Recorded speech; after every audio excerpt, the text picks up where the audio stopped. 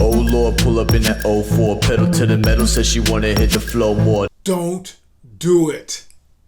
Don't assume that just because Atlanta Braves were a magic team that just won the World Series, don't assume that that pixie dust is going to sprinkle all over to the Atlanta Falcons. Yeah, Atlanta Falcons have only got 2.5 players. They got quarterback, Matt Ryan. He's outstanding. Then they got Cordero Patterson, their running back, their wide receiver, their kick returner, their everyman. He's pretty good. The half guy, Young Ho Koo, who's a place kicker. Place kickers aren't on a full player, but that's all they've got. 2.5 guys for the worst 4-4 team in the history of the National Football League, with a first-year head coach who is struggling like crazy. I'll talk more about that in a minute. But first, subscribe. Atlanta Sports Unlimited. You don't want to miss the coverage right here. Subscribe. Oh, and at the same time, we are sponsored by Prize Picks. This is great stuff, folks. A tremendous fantasy game. Very easy to win. You can pick up to 5 players, 2 to 5 players, mix and match different sports and what have you, over and under. And if you win, the first time you play, they will match it up to $100 if, here's a big if now, if you put in the promotion code ASU, as in Atlanta Sports Unlimited. ASU. Do it right now. You don't want to miss it. All right.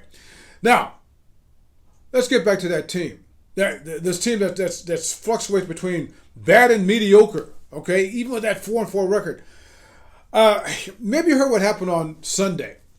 Sunday, that Falcons team was playing in New Orleans and had an 18-point lead and blew it. Kind of sound like something that happened in the Super Bowl once. That was 20-3. But anyway. They blew an 18-point lead down into the final seconds, all right? But they won the game because of that quarterback and because of that everyman and because of that place kicker. Matt Ryan threw this pass forever, and Patterson made the catch, and then Koo made the kick, and they won the game. Well, the Saints lost the game, put it that way. Anyway, but here's the point.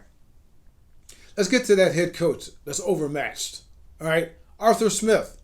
Yet another game where Arthur Smith, when the Falcons have a lead, he's coaching like he's scared. Forget conservative. This is like being frightened out there. All right? This almost cost them the game. This is the same Arthur Smith who, during training camp, made a big deal about having his players run wind sprints or laps or whatever whenever they made a mistake. Yeah, it's not working. In that fourth quarter, they had 3 huge penalties that helped the comeback for the New Orleans Saints. An undisciplined team at the wrong times. So many other things wrong with this team. But here's the point. I know what you're saying. Well, at least they won the game. They're 4-4 for a reason. Well, they're 4-4 for a reason because they're playing bad teams. Think about this. Of the 4 victories, all right, 2 came in the last seconds against a bad Giants team and against a bad Dolphins team, where Koo hit the game-winning field goal both of those times with no time left. Then the other game, they just almost gave it away to a bad Jets team in London. That's 3 bad teams right there. And New Orleans, they would say, well, New Orleans is a good team. Well, New Orleans was without its starting quarterback and also without one of the top wide receivers in the National Football League, and they barely won. And they almost choked at the end. So here's my point. Now, when you look at the Falcons' schedule, 9 games left. Remember now in the National Football League, they're playing 17 games instead of the old 16. Okay? Of those 9 games left, they got arguably like 4 where they're either mildly favored, perhaps, or about even. Okay?